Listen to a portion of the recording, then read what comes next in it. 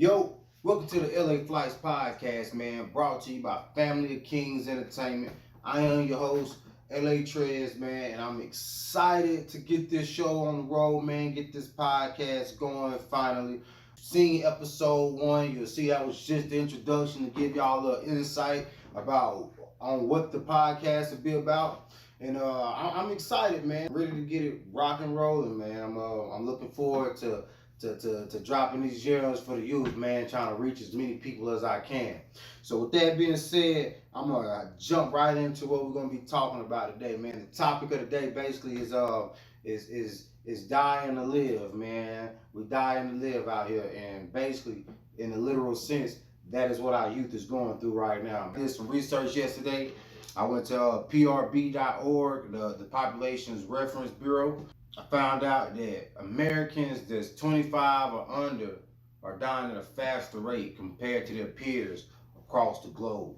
Um, from 15 to 24, you are twice as likely to die compared to anybody else that age across the world. Last year, there were 7,500 deaths from ages 15 to 24.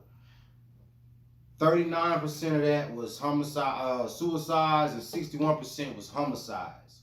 And that's not good at all. That just tells me that we are failing the youth. As the older generation, we are failing the youth, man, and it's our job to lead in the right direction. So, with that being said, right there, what are some things that we can do that can combat this, slow down the rate of our the deaths of our young ones, man? And I feel like if we can do something about gun violence, if we can do things where we are helping them mentally, as far as giving them a better outlook on life, giving them something to look forward to, I feel like those could be things that could actually help the youth. Where I'm from, I see a lot of like it's a lot of stuff where I'm from that just isn't right, and I feel like I indulged into that myself coming up here, man. I used to be in the streets. I know how it is to be in the streets. I'm glad I'm not there anymore, but as I got away from it, I feel like it's my job to pull some of these brothers who are lost out of it, because that's really all it is, man. Because they see that you know their older brother do it, they daddy do it, their mama do it, auntie, uncle, their cousins, every individual is in the street, so they know no other way out. And I feel like it's our job as individuals who are able to get away from it. It's our jobs to pull them along with us. Cause this right here is what happens, man. Those young kids who are in high school, like what's going on is they looking on the streets and they're looking for ways to purchase guns. We need to encourage them to wait. Encourage them to wait till they're 18, because when you turn 18, you're old enough to go get a gun, and you're old enough to go get your CWP, concealed weapons permit, and you should just do it in the correct way. There's a right way and a wrong way to do everything. If we teach them how to do things the right way, we won't have so much to worry about. When these kids get pulled over or anything of that nature, they can, it's legal and they can have it. You don't have to worry about trouble on that end. As far as just like trying to get down the suicide rates, I feel like we need to talk to our young kids, like our young adults, more.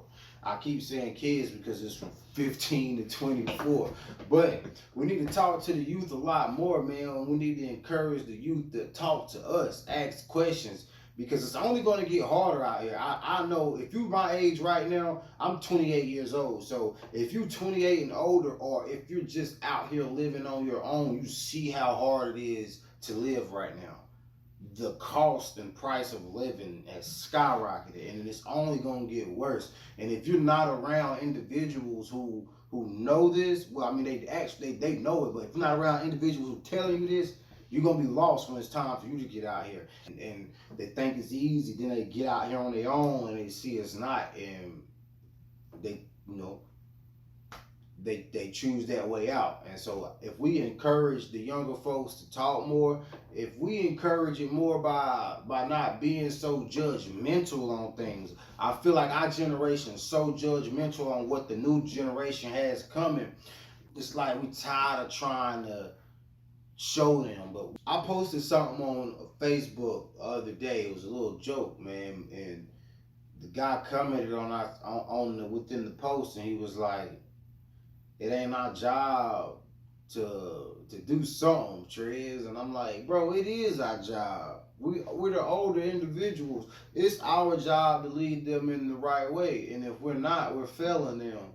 And then we want to complain and we want to say, man, that's crazy when we see two 19-year-olds who just lost their life in a shooting that we know. And we're not trying to lead these individuals in the right way. We look at it like it's cool. And I'm here to tell you, it's not. You don't got to do that to be cool, man. I promise you, you don't have to do that to be cool. I was trying to talk. I was an individual that loved to fight. I used to be in the streets a lot. I hung around people who were in gangs, but I wasn't. I never wanted to be a part of a gang, like ever a day in my life. I just wasn't raised that way. Like I've always taught to take my own responsibility, to take my consequences for my actions. So I never felt like a gang. I'm suited for a gang because I feel like gang members need other individuals, and that's fine if you need other individuals. I'm just not that person.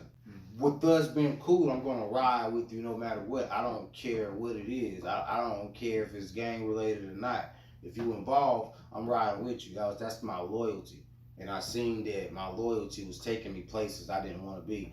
So I had to get out of that. And also some things I did myself that took me some places where I don't want to be. So I can't just blame it all on them. But yeah, man, we got to do better with the youth.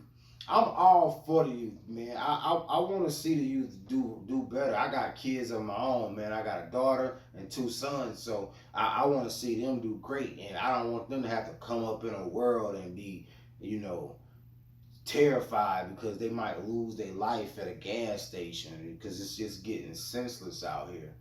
And the laws that are met, and no laws are helping. Let's talk about leadership real fast, man, because that's what I'm trying to be. I'm trying to be a leader to these young individuals.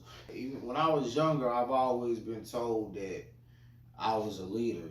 I've always had groups of people. I've always had people gravitate towards me. I feel like I failed them and didn't lead them in the right direction. Now I'm trying to make up for it. And all I can do is try. If I don't put that foot forward to try, I'll never know what the outcome will be. So I have to put that foot forward and try, man. And that's what leaders do. Regardless of what could happen, leaders still go forward. And I even won a leadership award, and it called me Mr. Program that was sponsored and ran by Clemson University. So, I know I can be a leader, and I know I am a leader, and it's just all about leading individuals in the right direction. That's the main goal. That's the whole reason of LA Flights. That's the whole reason of this whole podcast, is to reach young individuals and save souls. Not save souls in a sense of like religion and Christianity, but I mean like saving souls, saving individuals from destruction, man, self-destruct, and because that's what it's all about. I promise you that's what it's all about, man. It don't get no better than that. With that being said, we're going to wrap up this episode of the podcast. I appreciate all of you who's sharing and bringing awareness to the podcast. I appreciate that, like, very much. I really do. You tuned in to LA Flights, brought to you by Family Kings Entertainment. I'm your host, Ep2. Thank y'all once again. If you do like what's going on, please like and subscribe. Get us in that algorithm, man. And I will see y'all on the next episode. Peace.